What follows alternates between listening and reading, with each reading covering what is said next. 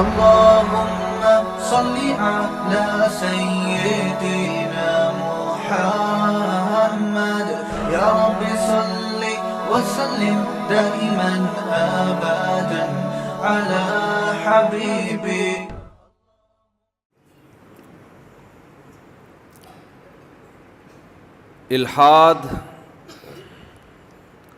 الحاد کا مطلب ہوتا ہے کہ انسان اپنے آپ کو کسی خدائی قانون کا پابند نہ سمجھے.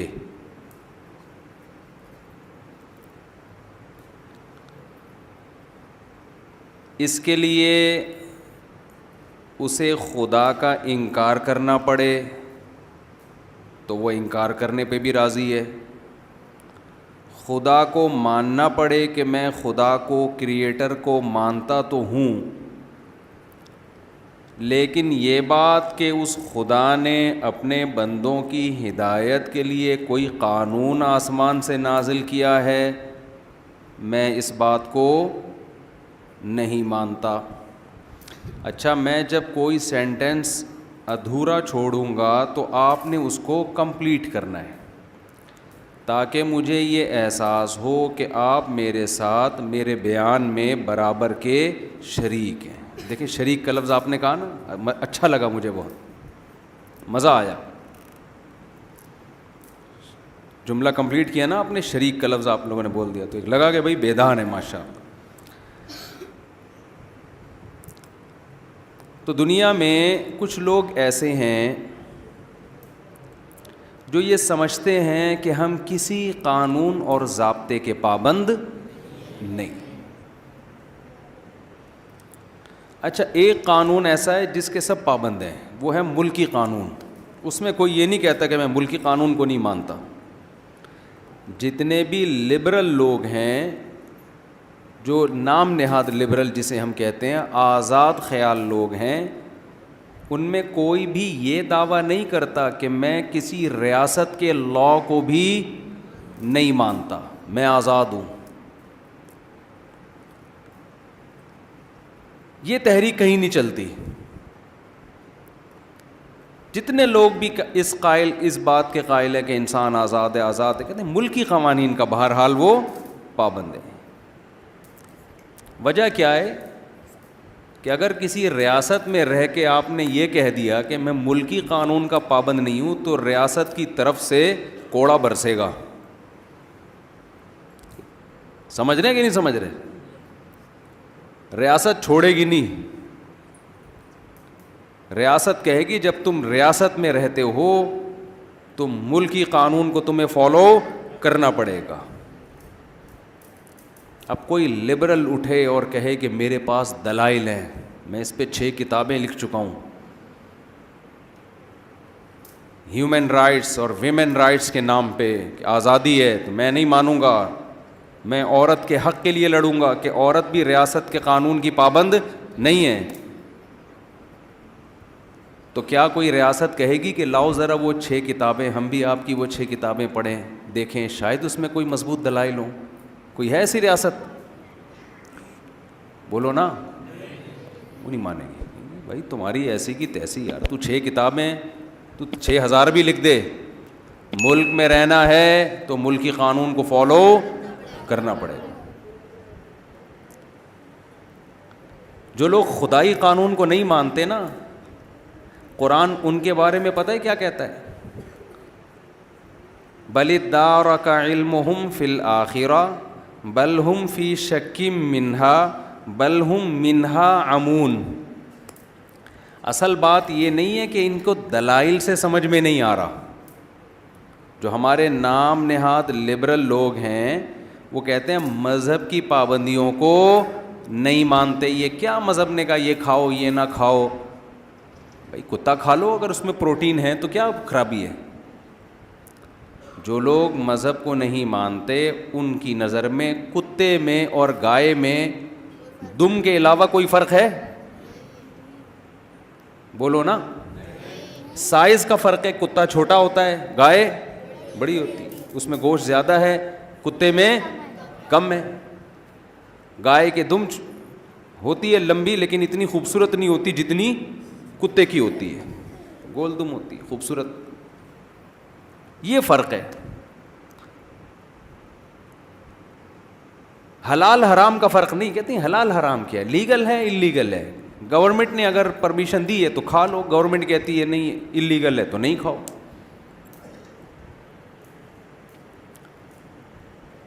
تو یہ تو مذہبی لوگوں کی مسائل ہیں نا, یہ حلال ہے یہ کیا ہے حرام ہے. لبرل لوگوں کے ہاں نکاح میں اور زنا میں کوئی فرق بولو نہیں, میوچل انڈرسٹینڈنگ سے جو جس کے ساتھ چاہے. اب تو ہی اور شی کا فرق بھی ختم کر دیا, اب تو ہی اور شی کا بھی فرق ختم کر دیا. بل پاس کروا لو جو چاہے لکھوا لو, یہ میرا شعر ہے.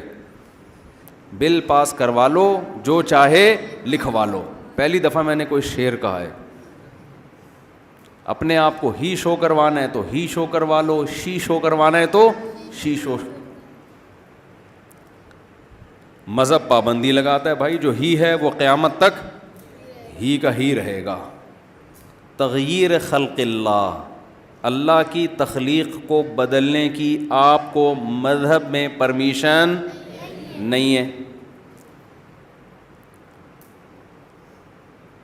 یہ نہیں کہ پورا ہی سے شی بن جائے, یہ تو بہت دور کی بات ہے.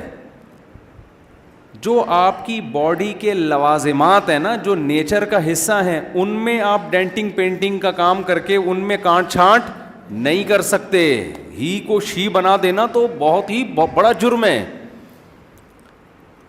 نبی صلی اللہ علیہ وسلم نے فرمایا لعن اللہ المتفلجات, وہ عورتیں جو دانتوں میں گھسائی کر کے خلا پیدا کرتی ہیں, ان عورتوں پر اللہ کی لعنت. اللہ نے دانت جوڑ کے پیدا کیے تھے, انہوں نے دانتوں کی قدرت کی ڈیزائننگ کو کیا کر دیا چینج, اس پر اللہ کی لعنت.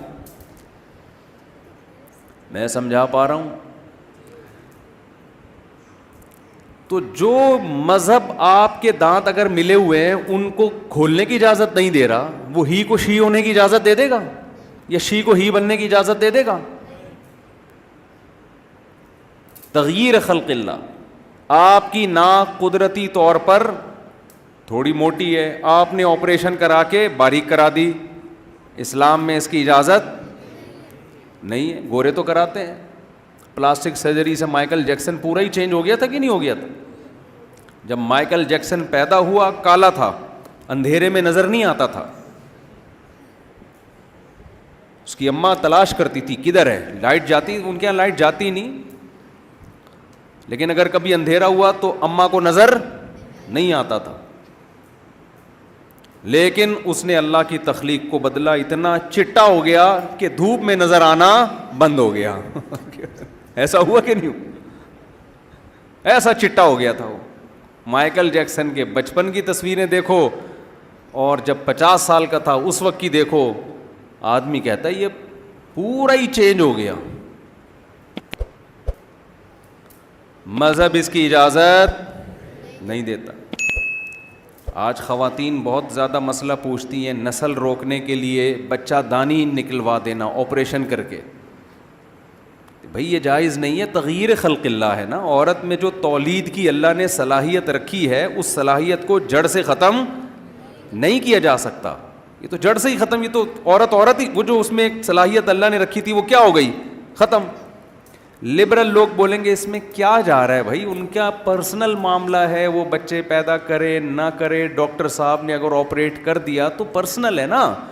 ہم کہتے ہیں چائنا والے کا کتا کھانا پرسنل معاملہ ہے کہ نہیں ہے؟ پرسنل ہونے کے باوجود مذہب اس کو اجازت نہیں دیتا. کیوں؟ انسان اپنی باڈی کا مالک نہیں ہے, اس کا مالک کوئی اور ہے. جو مذہب کسی چائنا والے کو کتا کھانے کی اجازت نہیں دیتا, وہی کسی عورت کو بچہ دانی نکلوانے کی اجازت نہیں دیتا. آپ کتنے ہی دلائل کے انبار لگا دیں. تو مذہب میں جگہ جگہ ریسٹرکشنز ہیں, پابندیاں ہیں, یہ کھاؤ یہ نہ کھاؤ, کلوا من الطیبات واعملوا صالحا. یہ مائک کی آواز مجھے خود سمجھ میں نہیں آ رہی ہے, کچھ اس کو سیٹنگ پہ لے کر آئیں. بہت شور نہیں ہو رہا؟ اچھا صحیح آ رہی ہے آواز؟ تو مذہب جگہ جگہ پابندیاں لگاتا ہے، یہ کرو یہ نہ کرو، یہ کرو یہ نہ کرو. تو اب دنیا میں مذہب سے بغاوت پیدا ہو رہی ہے، خاص طور پر ہمارا پڑھا لکھا طبقہ. آپ تو سب کراچی یونیورسٹی سے منسلک لوگ ہیں، آپ لوگوں کا ایجوکیشن سے بہت گہرا تعلق ہے. ویسے کراچی میں کوئی یونیورسٹی ہو اور اس یونیورسٹی کا ایجوکیشن سے تعلق ہو، یہ بات معجزے سے کم نہیں ہے.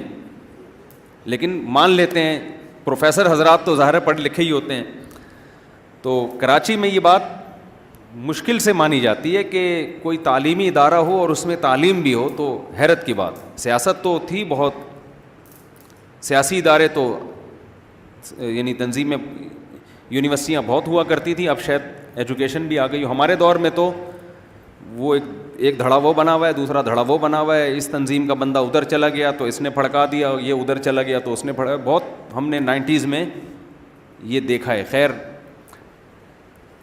تو آپ کا تعلق ایجوکیشن سے ہے. ایجوکیشن کی فیلڈ میں جب انسان آتا ہے تو صبح و شام سائنس پڑھتا ہے، وہ صبح و شام گوروں کو پڑھتا ہے.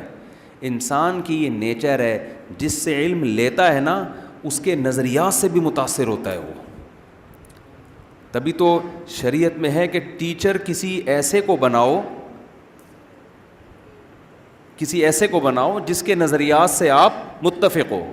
لیکن یہ ہماری مجبوری ہے. ہمارے پاس سائنسدان مارکیٹ میں شارٹ ہو گئے ہیں، ہمارے پاس دنیاوی نالج ختم ہو گئی، تو ہم مجبور ہیں گورے سے لینے پر. شریعت کا حکم ہے بھائی علم جہاں سے ملو لے لو. لیکن گورے سے جب ہم علم لے رہے ہیں تو علم کے ساتھ ساتھ الحاد بھی وہاں سے آ رہا ہے، الحاد بھی آ رہا ہے، آزادی بھی آ رہی ہے. تو ہم یہ بھول گئے کہ ہم آزاد تھے نہیں ہیں، ہم تو خدا کو ماننے والے اور اس کے قانون کو ماننے والے ہیں. تو میں یہ عرض کر رہا تھا کہ مذہب نے جگہ جگہ جگہ جگہ اتنی پابندیاں لگائی ہیں. ان پابندیوں کی وجہ سے جو الحاد پرست لوگ ہیں، ملحد لوگ ہیں، جو آزادی کے قائل ہیں، وہ مذہب کو اپنی ڈکشنری سے نکال دیتے کہ یار یہ سائڈ پہ رکھو. کتے اور گائے میں ان کے ہاں کوئی فرق نہیں ہے. تو مذہب کو تو نکالا، ریاست کے قانون کو نہیں نکالا انہوں نے. کیوں؟ ریاست کو وہ بھی مانتے ہیں کہ ریاست کے قانون کو فالو کرنا چاہیے. کیوں؟ ریاست چھوڑے گی نہیں آپ کو، بغاوت کا کیس کر کے اندر کر دے گی. تبھی قرآن کہتا ہے کہ یہ جو مذہبی پابندیوں کو نہیں مانتے، اس کی وجہ ان کی وہ کتابیں نہیں ہیں، ان کے وہ دلائل نہیں ہیں، بلکہ اس کی وجہ یہ ہے کہ ریاست کے قانون کو توڑنے میں خطرہ ہے کہ ریاست انتقام لے گی. خدا کے قانون کو توڑنے میں یہ مطمئن ہے کہ کوئی انتقام لینے والا نہیں ہے، کیونکہ اس کا انتقام آخرت میں ہے. تبھی قرآن کہتا ہے بل ادارک علمہم فی الآخرہ، آخرت کے بارے میں ان کو علم نہیں ہے. بل ہم فی شک منہا، بلکہ یہ شک میں پڑے ہوئے ہیں کہ پتہ نہیں آخرت ڈے آف ججمنٹ ہے بھی یا نہیں ہے. بل ہم منہا عمون، آگے قرآن کہتے ہیں نا نا نا نا نا، شک میں نہیں ہے، آخرت کے بارے میں جان بوجھ کر اندھے بنے ہوئے ہیں، غور کرتے ہی نہیں ہیں. غور کریں تو آخرت پر بھی یقین ہو جائے ان کو. کیا زبردست آیت ہے یا نہیں ہے؟ کیونکہ فوراً نہیں ہے نا، سامنے نہیں ہے. کچھ چیزیں ایسی ہوتی ہیں کہ ان پہ آپ غور کرنا شروع کریں نا ایک دفعہ، تو پھر آپ کو اگلے اسٹیپ پہ جانا پڑتا ہے، پھر اس کے بعد اس سے اگلے اسٹیپ پہ جانا پڑے گا، پھر اس کے بعد اس سے اگلے اسٹیپ پہ. اور آپ کو پتہ ہے آخر میں آ کے پھنس سکتا ہوں، پہلے اسٹیپ سے ہی غور کرنا چھوڑ دو. یہ قرآن کی اس آیت کا مطلب ہے. بل ہم منہا عمون، یہ آخرت کے معاملے میں اندھے بنے ہوئے ہیں. پتہ ہے ان کو کہ یقین ہے، اگر غور کریں تو یقین ہو جائے کہ آخرت ہوگی. کیسے یقین ہو جائے وہ میں بھی بتاتا ہوں. گورا بھی اگر غور کرے نا آخرت کے بارے میں، اسٹیپ بائی اسٹیپ غور کرے، اس کو بھی یقین آئے گا کہ ڈے آف ججمنٹ ہے، ایک دن ہے جس میں خدا حساب لے گا. لیکن قرآن کہتا ہے یہ غور و فکر نہیں کرتے، جان کر آنکھیں بند کر کے بیٹھے ہوئے ہیں تاکہ دنیا کی عیاشیوں اور مستیوں میں کوئی فرق نہ آئے. اس کی میں ایک مثال دیتا ہوں قرآن کی اس آیت کو سمجھانے کے لیے. میرے بیان پر اکثر لوگ اعتراض کرتے ہیں پورے بیان میں آیت ایک پڑھتے ہو, ایران توران بہت کر رہے ہوتے ہو. میں آیت ایک پڑھتا ہوں لیکن اسی آیت کو ڈیفائن کرنے کے لیے, ایکسپلین کرنے کے لیے ایران توران کرنا پڑتا ہے مثالوں سے. آیت ایک ہی ہوتی ہے, تو وہ جو میری مثالیں یا لطیفے ہیں وہ اس آیت سے ہٹ کر نہیں ہوتے. اگر ہٹ کر ہوتے ہیں تو میں بتاتا ہوں کہ یہ صرف لطیفہ آپ کو فریش کرنے کے لیے, اس کا اس بیان سے کوئی تعلق نہیں. بعض دفعہ درمیان میں کھانا میں چٹنی, سیلڈ, رائتا وغیرہ آتا ہے نا, نیمو ویمو, یہ سب گریبیاں ہوتی ہیں نا, تو یہ تو بیان میں بھی یہ چیزیں ہوتی ہیں, لوگ تھک جاتے ہیں ورنہ. تو قرآن کیا کہہ رہا ہے؟ یہ لوگ آخرت سے آنکھیں بند کر کے بیٹھے ہوئے, اندھے بنے ہوئے. اس کی مثال,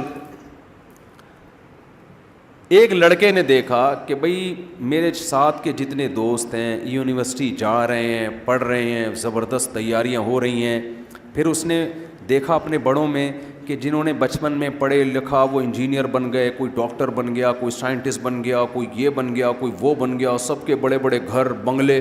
اور جو نہیں پڑھا وہ رکشا چلا رہا ہے, وہ ٹماٹر کے ٹھیلے لگا کے بیچارہ بیچ رہا ہے, کوئی کدال چلا کے, کوئی کنویں کھود کے. یعنی محنت بہت ہو رہی ہے اور ارننگ بہت اس کی تھوڑی سی ہے, رشتہ اس کو کوئی نہیں دے رہا.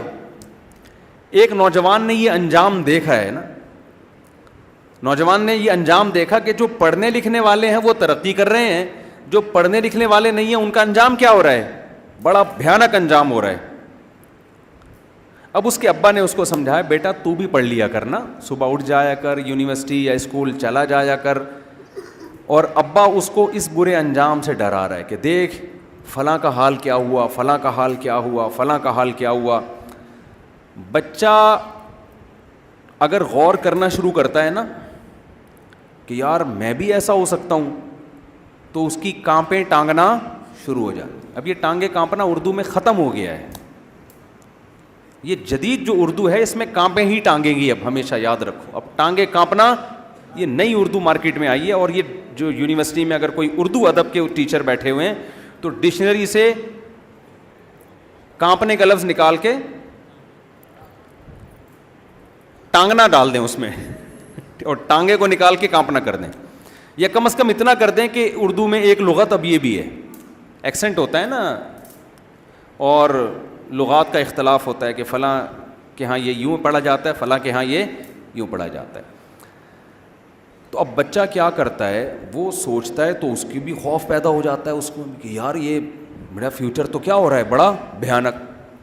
اب نہ اس کا بنٹے کھیلنے میں دل لگ رہا ہے. بنٹے اب تو بچوں نے کھیلنا ہی چھوڑ دیا. ہمارے ہاں تو بچپن میں شرارتی بچے ہوتے تھے, بنٹے کھیلتے تھے سارا دن, بیٹھ لٹو کھیلتے تھے, پٹتے تھے اپنے ماں باپ سے. اب اس کی جگہ ویڈیو گیم آ گیا ہے نا, پب جی کھیل رہے ہیں. وہ بنٹے پھر بھی اس ویڈیو گیم سے اچھا تھا جس پہ ہم ابا سے پٹا کرتے تھے, اس ویڈیو گیم سے 1000 گنا بہتر تھا. اس میں سروائیکل پین کا خطرہ نہیں تھا بنٹوں میں, تھوڑا سا ہل جل لیتے تھے. وہ ایک بنٹا وہاں جا رہا ہے تو اٹھا کے لاتے تھے. ویڈیو گیم میں تو مسلسل وہیں بیٹھے بیٹھے کمریں خراب ہو گئی ہیں لوگوں کی, بچوں کی. اور اس کی ریس سے جو کھوپڑی کو نقصان ہو رہا ہے وہ ایک الگ چیز ہے.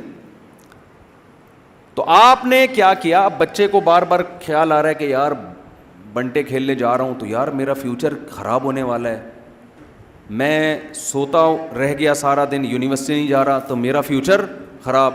تو اس کا ایک حل تو یہ کہ فیوچر کے بارے میں سوچ کے اپنے آپ کو موٹیویٹ کرے کہ یار یہ چھوڑ دو بنٹے, یہ چھوڑ دو پب جی, یہ چرس, ہیروئن, اور یہ سارا دن راتوں کو گٹر کے ڈھکن پہ بیٹھ کے دوستوں کے ساتھ گپیں مارنا, یہ زندگی چھوڑ دو, اس کا انجام بھیانک ہے.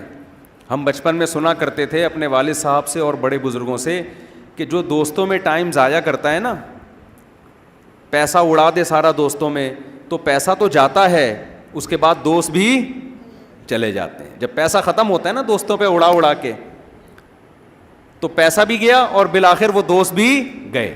ایسا نہیں ہوتا کہ دوست کہیں اس نے ہم پہ اتنا پیسہ اڑایا تو اب ہماری دوستی کیا ہو گئی پکی. ایسا نہیں ہوتا, بیوی کے ساتھ نہیں ہوتا ایسا, تو دوستوں کے ساتھ کہاں ہوگا. آپ نے اپنی بیگم کو شاپنگ کرا کے سارا پیسہ اڑا کے جس دن آپ زیرو پہ ہوئے, بیگم فوراً کورٹ میں جا کے کھلا لے گی, سوائے ان بیگموں کے جو میرا بیان سن رہی ہیں. لوگوں کی جو وہ بیگمات جو میرا بیان سن رہی ہیں ان کے علاوہ کی بات کر رہا ہوں میں. خواتین غصہ کرتی ہیں نا ہمارے خلاف, آپ کے خلاف تھوڑی, آپ کے علاوہ کی بات کر رہا ہوں میں. تو جب بیگم ساتھ چھوڑ دیتی ہے, جب آپ کی جیب میں پیسے ختم ہو جائیں, ختم بھی اسی کی وجہ سے ہوئے, تو دوست کیا کس کھیت کی مولی ہے, اس کا تو کوئی خونی رشتہ تھوڑی ہے. تو ہم بچپن میں سنا کرتے تھے کہ بیٹا دوستوں پہ جو پیسہ اڑا دے گا, پیسہ بھی جائے گا اور دوست بھی جائیں گے. تو پڑھائی پہ توجہ دو, جب پیسہ آنا شروع ہوگا دوست خود بخود, دوستوں کو بھگاؤ گے بھی تو بھی نہیں بھاگیں گے, بھگاؤ گے تو بھی نہیں بھاگیں گے. جب کوئی رشتہ لینے جاتا ہے نا, رشتہ نہیں ملتا تو روتا ہوا میرے پاس آتا ہے, مفتی صاحب میں, آپ کہتے ہو شادیاں کیا کرو, ہم تو ایک نہیں مل رہی. تو میں کہتا ہوں بیٹا تم پیسہ کماؤ, پیسہ کماؤ. جب پیسے کماؤ گے نا تو پھر تم آگے آگے اور رشتے پیچھے پیچھے. صحیح ہے نا, تم آگے آگے بھاگو گے, رشتے کیا ہوں گے پیچھے پیچھے. یہ دنیا کا نظام آج کل جو مارکیٹ میں چل رہا ہے, میں وہ رپورٹ پیش کر رہا ہوں, ترغیب نہیں دے رہا اس کی, رپورٹ پیش کر رہا ہوں کہ مارکیٹ میں چل یہ رہا ہے بہرحال. اچھا خیر, کہیں اور کو بیان نہ نکل جائے. تو اب ایک طریقہ تو یہ ہے کہ بچہ فیوچر کا بھیانک انجام سوچے, اور سوچ سوچ کے پھر اس کا وقتی نقصان یہ ہوگا کہ بنٹوں میں اس کا مزہ کرکرا ہونا شروع. گٹر کے ڈھکنوں پہ دوستوں کے ساتھ بیٹھے گا, لیکن سوچے گا بھائی تھوڑے دنوں میں یہ دوست بھی مارکیٹ سے شارٹ ہونے والے. اب اس دو کام میں سے ایک کام کرے گا, یا تو اس فیوچر کو سوچ سوچ کے گٹر کے ڈھکنوں پہ بیٹھنا چھوڑ دے گا. اب تو کراچی میں الحمدللہ عام طور پر گٹروں کے ڈھکنوں کی سہولت بھی گورنمنٹ نے ختم کر دی ہے, جہاں چھڑے چھاٹ لڑکے بیٹھ کے گپے مارے, گٹروں سے ڈھکن ہی غائب ہو رہے ہیں الحمدللہ. یہ بڑا اچھا اقدام ہے حکومت کراچی کی طرف سے, سندھ کی حکومت کی طرف سے, کہ گٹر کے ڈھکن بھی چوری کروا دیے انہوں نے, سریا نکال کے چرسی لوگ بیچ دیتے ہیں تاکہ قوم میں پڑھائی کا رجحان بڑھے. یہ اچھا ہے نا, ایک اچھا اقدام ہے. بھائی اچھے کو تو اچھا ہی کہنا چاہیے, تاکہ نوجوان لڑکوں کو بیٹھنے کی جگہ ہی نہیں ملے گی تو پڑھائی میں دلچسپی لیں گے.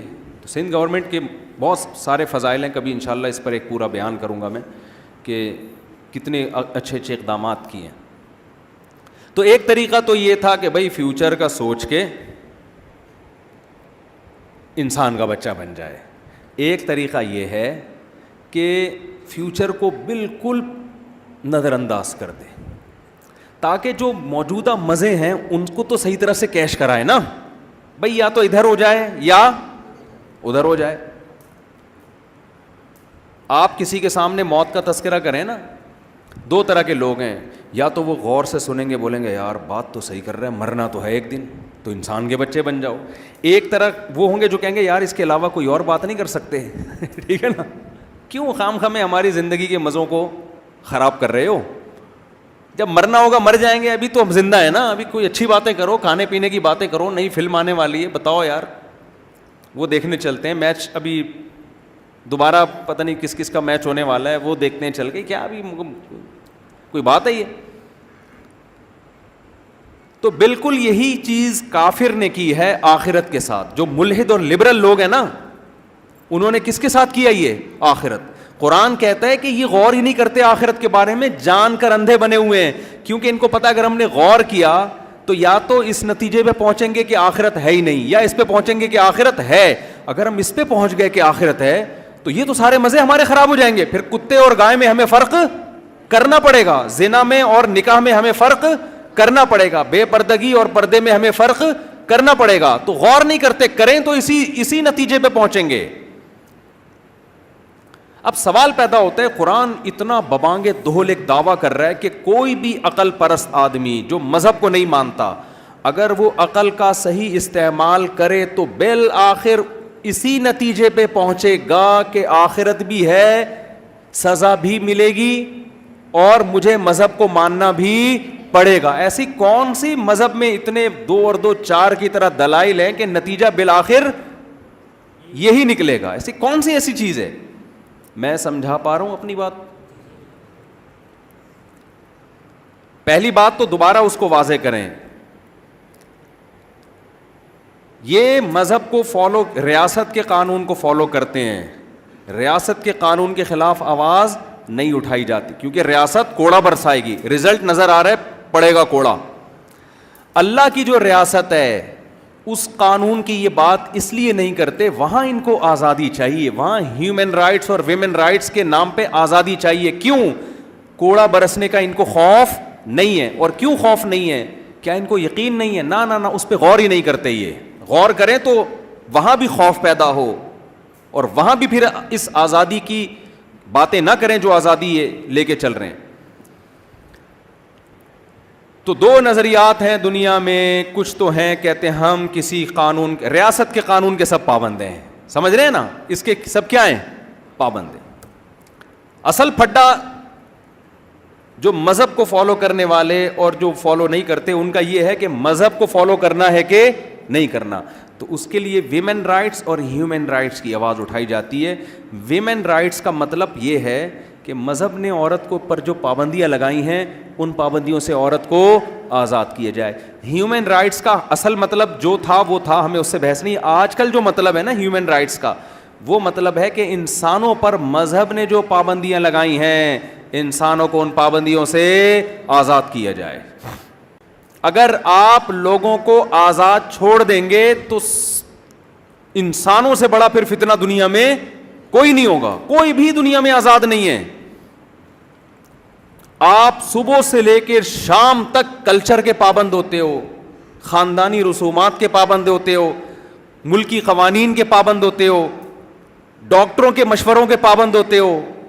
اتنی ساری پابندیاں انسان کے اوپر لگی ہوئی ہیں. اگر وہ ان پابندیوں سے نکلنے کی کوشش کرے گا دنیا میں کوئی بھی اس کو نکلنے نہیں دے گا. لوگ بائیکاٹ کرنا شروع کر دیں گے اس کا. ساری پابندیاں کے کہاں لگتی ہیں؟ جہاں اللہ نے پابندیاں لگائی ہیں وہاں فوراً کہہ دیتے ہیں ہم کیا ہیں؟ ہم آزاد ہیں, ہم نہیں مانتے ان پابندیوں کو. تو یہ دشمنی کس سے لی جا رہی ہے بھائی؟ خدا سے دشمنی لے رہے ہیں نا. سب کے حقوق ہیں, شوہر پہ بیوی کے حقوق ہیں, بیوی پہ شوہر کے حقوق ہیں, بوائے فرینڈ گرل فرینڈ کے بھی اب تو حقوق آنا شروع ہو گئے مارکیٹ میں.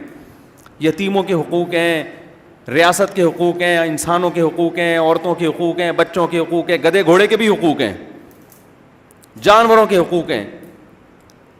خدا کا حق کیا ہے؟ وہ ڈکشنری سے کیا ہو گیا ہے؟ وہ ختم. کوئی دنیا میں تنظیم دیکھی کہ اللہ کے حقوق پر آواز اٹھائی جائے؟ کبھی دیکھی آپ نے؟ تو قرآن نے یہ جو لبرلزم ہے نا اس کے خلاف 2 اور 2 4 کی طرح بہت واضح دلائل دی ہیں. میں یہ